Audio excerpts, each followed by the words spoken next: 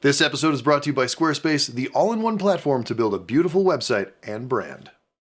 I mean, am I not allowed to be friends with people that are hot? I mean, Are you 12? I have to actively stop my brain from thinking about you. Are you a decent human being or not? It's bad. Really, really bad. But hey, the people are pretty. You are sexy, very sexy, and cute. Horrible for everybody involved. Aren't we gonna deal with this? Love as a concept is this froofy thing that the movie spends a ton of time talking about.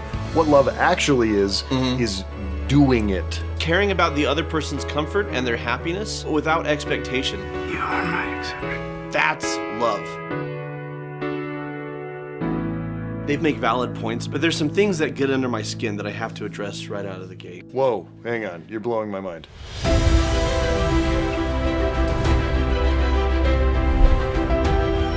Hello and welcome to Cinema Therapy. I'm Alan Seawright, a professional filmmaker who needs therapy. That guy is not me. His name is Jonathan Decker, licensed therapist who is not Alan. Correct. And loves movies. Both of those things are true. Speaking of which, what are we doing today? I'm just gonna have you rank all the relationships in one movie. What movie? They're all great. He's just not that into you. So you're gonna be ranking them from exceptional to perfect. Oh my gosh.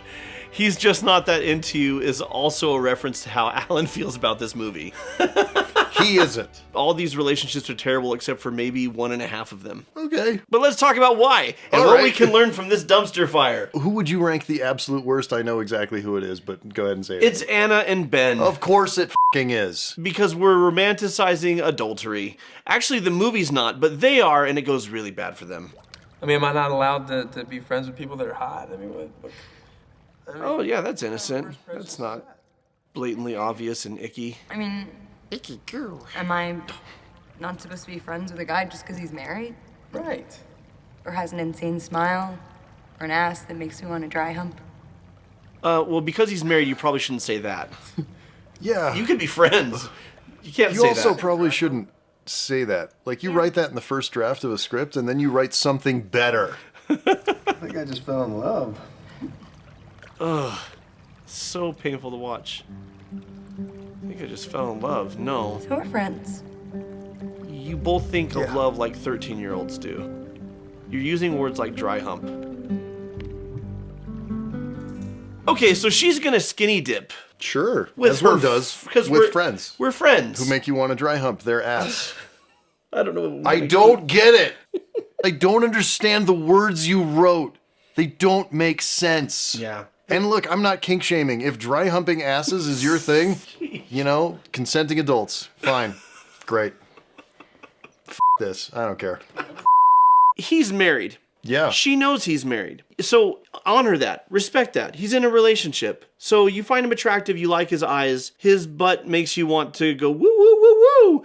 Doesn't matter, because are you a decent human being or not? You don't go after someone who's in a relationship, you respect that boundary. Yeah.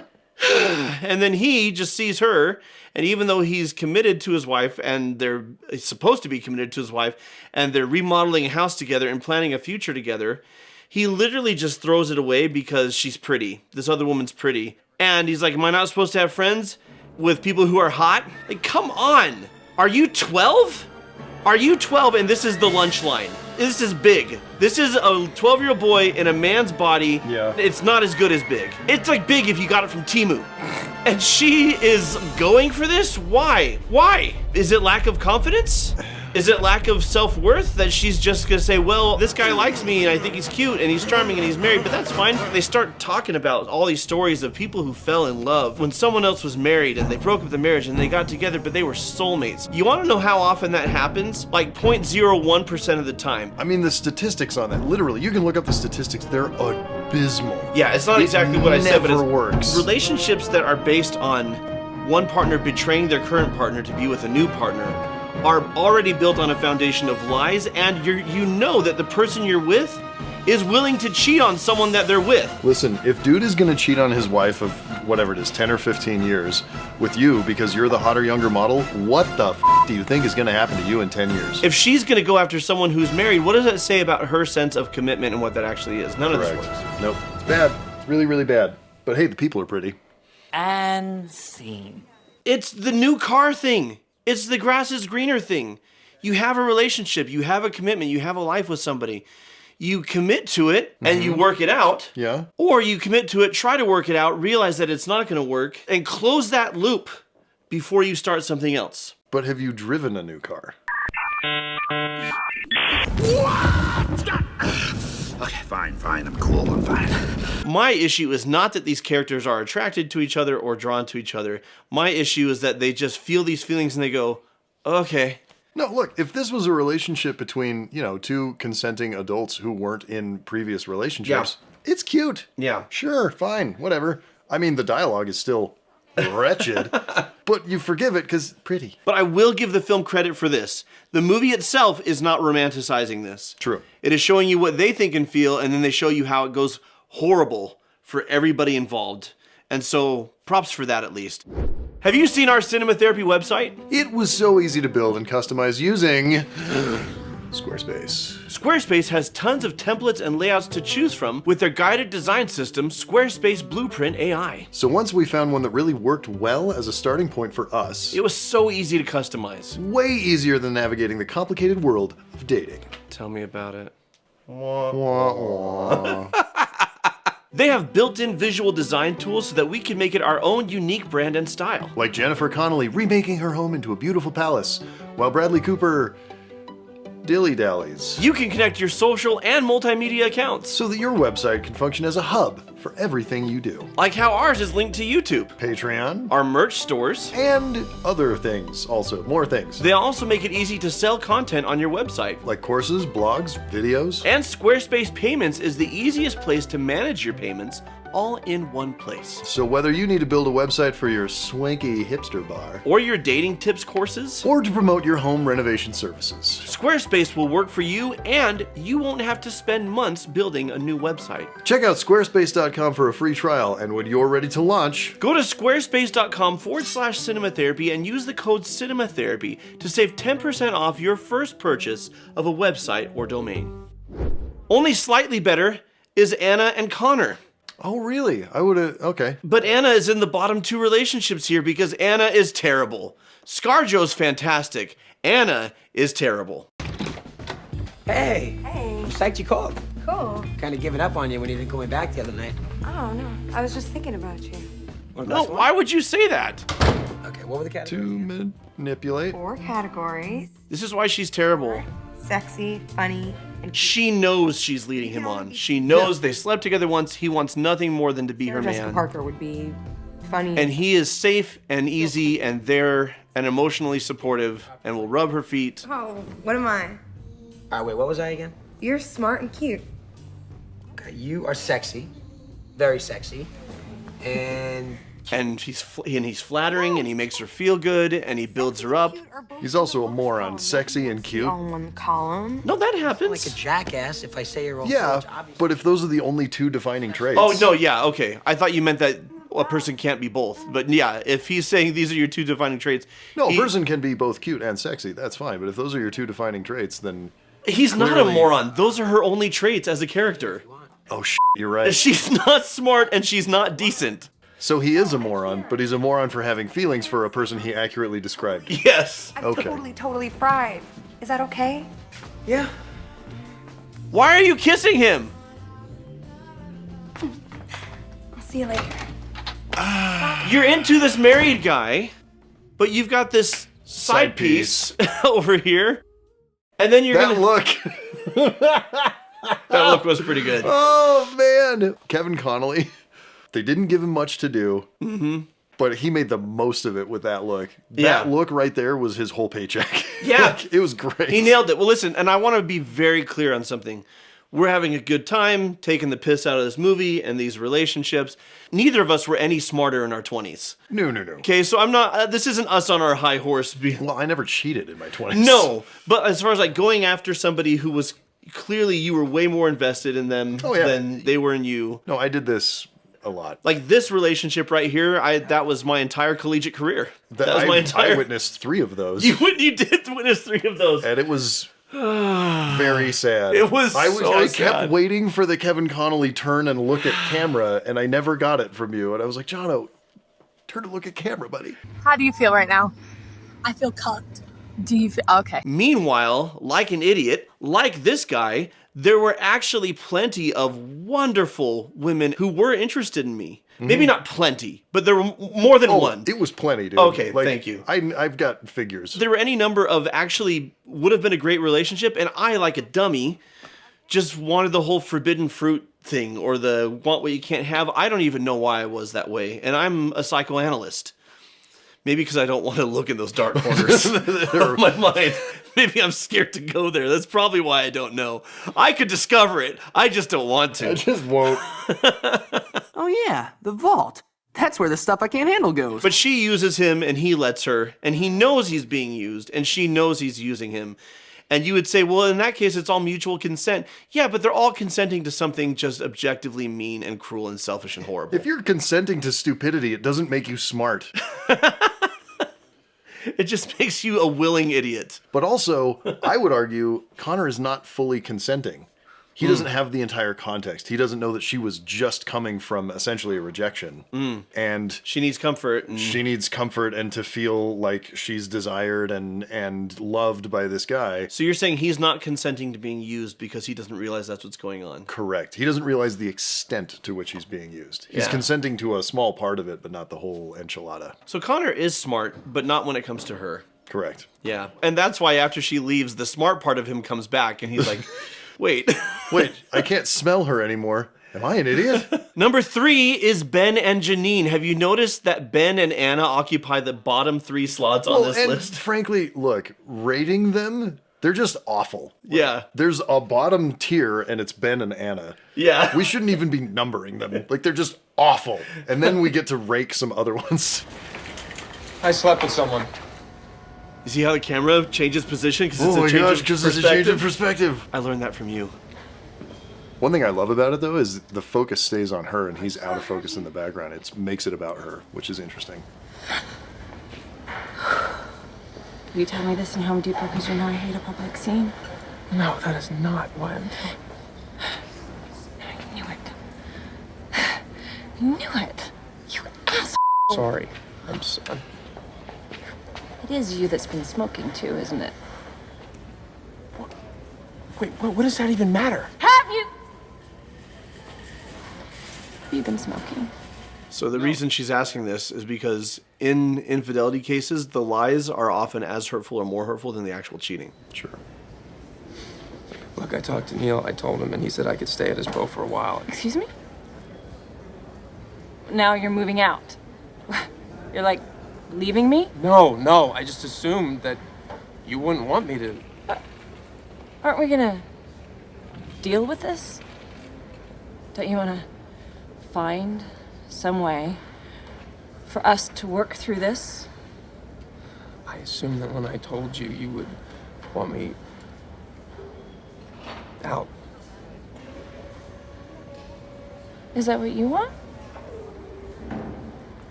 Fun little bit of sound design in the background there, the lift, like going.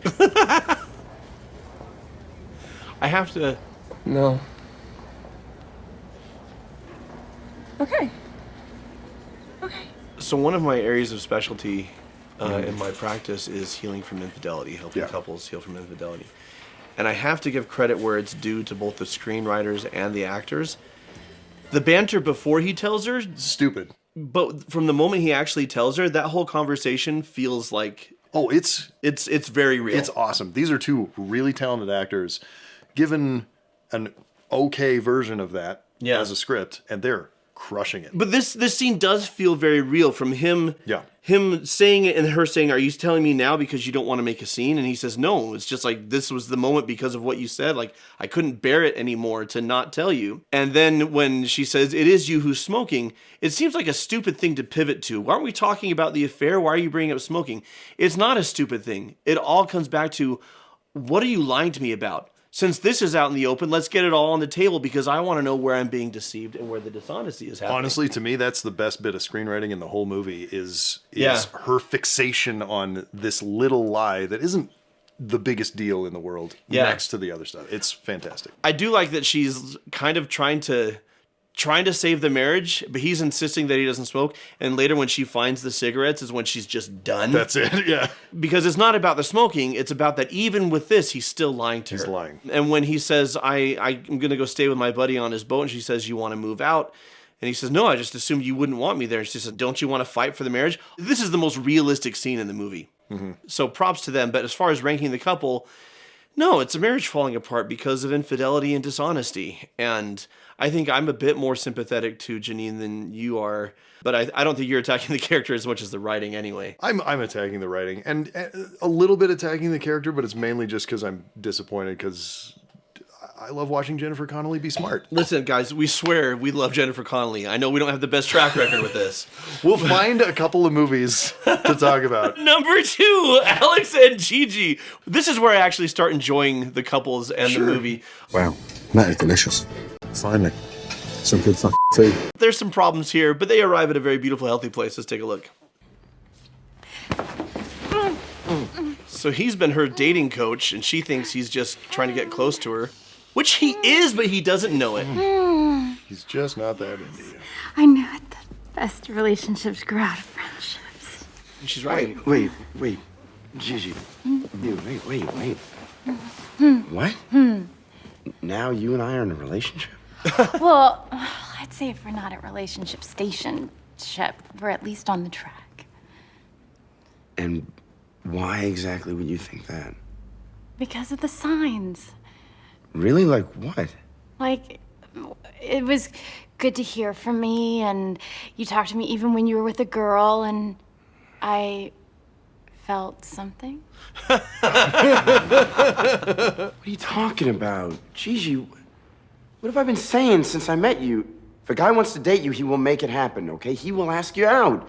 Did I ask you out? No. Why would you do this? Oh, shit.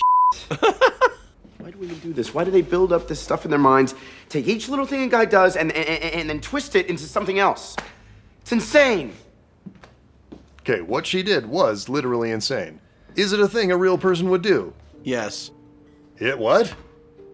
No, not the pouncing thing, but the building it up in your mind thing. Oh, wow. Be like that Okay. than be like you. This is a fun Excuse me? What is that supposed to mean? soliloquy that she gets. I may dissect each little thing and put myself out there too much, but at least that means I still care. And, oh, you think you've won? Because women are expendable to you? And you may not get hurt or make an ass of yourself that way, but you don't fall in love that way either. You have not won. You're alone, Alex.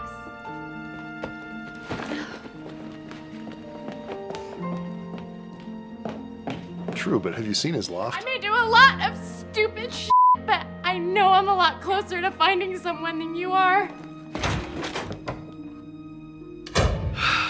Okay.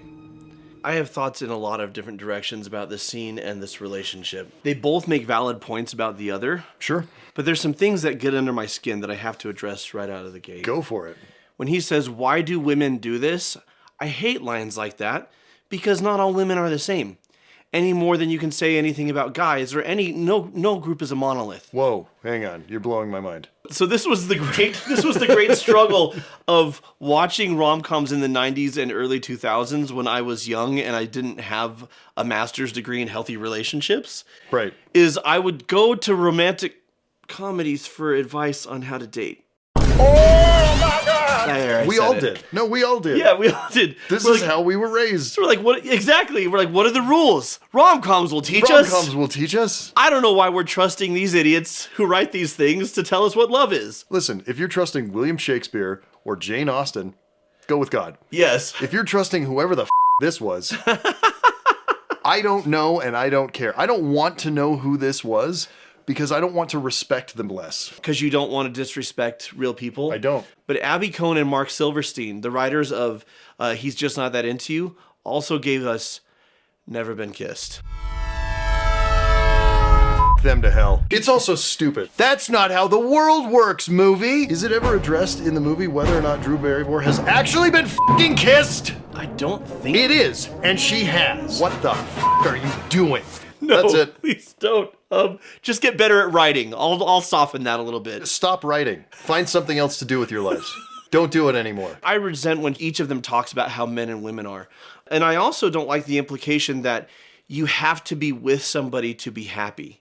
Right. She is so much closer to finding someone, but what if she just found herself? Also, what if Justin Long is just happy, living in an awesome place, owning a bar, and playing, NCAA football with models? Seems like a pretty good life. Maybe he's just chill. Now, here's my issue with him and where she hits the nail on the head when she says, women are expendable to you. Yeah. There's nothing wrong with if you're somebody who isn't ready for, or frankly doesn't want, a committed long-term relationship. But you have to be upfront and transparent about that. Yeah, if you can find someone else in the same boat. Yeah. Peachy. Or if you're looking for casual relationships or casual flings or whatever, but you have to be upfront about it. And he doesn't do that. He breaks women's hearts by leading them along. And then he's giving her the inside track on how he and other guys do this and how they'll act if they actually are into you. But there's never really on his part an owning that I'm kind of being an ass by treating people this way. Yeah. And then on her part, again, what if she found herself first? She is so fixated on finding love. It is Gollum in the ring. She is hunting for it. She will not stop. It's worse than that. She's the freaking skunk from Warner Brothers She's cartoons. Pepe Le Pew? She's Pepe Le Pew. Please don't cancel him, though. He's funny. You know, it is not just a case of physical attraction. I admire her mind, too. But she is. I mean, this is her one purpose in life, is to find love. Yeah. And she's very much in a headspace of, until I do, I can't be happy and satisfied. That's my critique of both of them. Now, what I really like about the scene is the things that they point out in each other, pretty accurate. Accurate. Yeah. Here's why I have them at number 2. We're actually trending more positively towards something healthy. Okay. Is he accepts influence from her. Yeah. And that he engages in perspective taking, and instead of saying where he started, you're crazy, what's wrong with you? Like a week later, he's like, oh, now I'm crazy and I know exactly what was wrong with her because it's the same thing that's wrong with me and it's called love. Also, accountability kink activated. He does own his mistakes where he got it wrong and that he can be better, the ways that he hurt her. What we don't see him do is the actual work, because it's a movie and we don't have the time. We don't have the time, and also we have way too many characters. Yeah, this is a 2-hour movie that I really needed as a 15-minute short film. That's what I needed. Okay. I just didn't need it. Number 1 is Beth and Neil. This is the actual healthy relationship that I love in this movie. Ben Affleck, Jennifer Aniston, she wants to get married. He thinks marriage is just a piece of paper. They break up over that. Her dad has a heart attack. And her brothers and brothers-in-law are not pulling their weight, not helping. What the heck? It's so embarrassing. So embarrassing. What? Did any of you guys have a chance to get to the store? Oh, no. We're good. We got takeout. Yeah. No, I didn't mean for you. I meant... All right. What's really funny is these aren't actors. They're just guys on the crew. They just turn a camera towards them. Dude, if those guys were on my film crew, they'd be so fired. Listen, I'm not a woman, but this shot pulling in of him doing the dishes and the kitchen is clean, I'm sitting here, I'm like, that's hot. I guess I'm not a woman or gay, but I still am like, Ben Affleck. Some laundry I'm gonna put away, and then another load of clothes in the dryer. I did get some of the food your dad likes, but I got some healthy stuff too. I'd feel things. He's doing the laundry, he's doing the dishes, he went grocery shopping. It's gonna be okay. This is after she split up with him because she wants a thing he doesn't want. Yeah. And what I love about this scene, this is legitimately beautiful. This is one of the few moments in this movie that I'm like, no notes, that's lovely. Is he's not doing this to get back together with her. No. He's doing this because he loves her. And he knows that she's surrounded by D-bags who she's probably overworked, she's stressed, and she's grieving because she doesn't know if her dad's gonna live or not. Right. And he just shows up to help. She could still say, thank you, this means the world to me, I don't want to get back together. And he'd be like, that's fine, that's not why I came. Right. You know? And that's love. That's we're actually seeing what love is. Action of love. Right. Because love as a concept is this froofy thing that the movie spends a ton of time talking about. What love actually is doing it. And it's caring about the other person's comfort and their happiness without it's not without thought of your own, but without expectation. Like, I'm not doing this for any other reason than because I care. Our life together is what I want. I miss it. I miss you. You see those guys my sisters are married to. You are more of a husband to me, not being married, than those real husbands are ever going to be. And it's enough. It's really enough for me. And you would be willing to take the whole marriage thing off the table completely? Yeah, but let's discuss the tax implications. Oh gosh. Because we're just paying more in taxes. Okay, all right. But I've loved you for 7 years. It's been... Okay. Let me talk. You have to snake the drain when my hair gets clogged. You know that happens, okay? Okay. And also, you have to let me eat those wheat thins in bed. You gotta give me that. It's okay, fine. Okay? All right.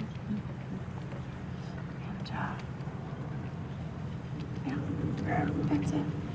Okay. I mean, honestly, in terms of lists of demands for a relationship, that's not a lot. It's cute. This is the only benefit for a relationship that works. It's the only benefit for a relationship. Maybe these two. Oh my gosh. They're both single. Okay, I'm sorry. Please. Come on, Ben. You've gone through all the other Jennifers. Ah! Anyway. Real love is, what do you want out of life? Yep. I want that for you. Sure. Now, self-love sometimes means that I can't give you what you want because I need to be true to myself as well. Sure. Because that's a healthy relationship is not just loving each other, it's loving yourselves and making that all work together. And what he's been saying this whole time is, I love you, I adore you, but I also have to be true to myself. Now, so they could have not gotten back together, and there would have been love there, and it would have been beautiful, and they would have cheered each other on to find happiness in life. Sure. And that still would have been love. I'm in that situation right now, honestly. Like, that's my situation. But she was willing to say, okay, this thing, I'm willing to sacrifice it because I want you. Mm-hmm. And then he comes around at the end and does the same thing and they get married. Aw, because Hollywood, but also... I didn't like it. You didn't like it? I did not like that. Yeah. I thought it would have been a lot better to have Beth learn and grow and then have Neil... They didn't need to get married. Yeah. I don't think it added anything to the story aside from like, oh, we love to have a wedding at the end of a movie. I think it shows she's willing to sacrifice, he's willing to sacrifice. He gave up his pants already. Okay, well... Can't ask a man to do more than that. Not in this economy. Oh my gosh. So until next time. You told me that I was the rule and not the exception. You're my exception. And watch movies. We want to thank our patrons for supporting this episode and all of our other ones, and also getting things like extended director's cuts. This one's pretty long. And all the other stuff you get on Patreon, deep dives, all kinds of like things. Alan's own romantic comedy that he directed is going to show up on that Patreon, so check it out. It's going to be better than this one, we hope. Folks like... Oh, I did make a romantic comedy, that's right. I forgot. Robot Shark. Emily Madera. Jasmine Herrera. Danny. And Danielle Corinne. Happy Valentine's Day, everybody. We love you. But not that way. But maybe. No, definitely not. Definitely not. But yes. But maybe. No! Gosh, dang it. Did you just say dry hump? Yeah.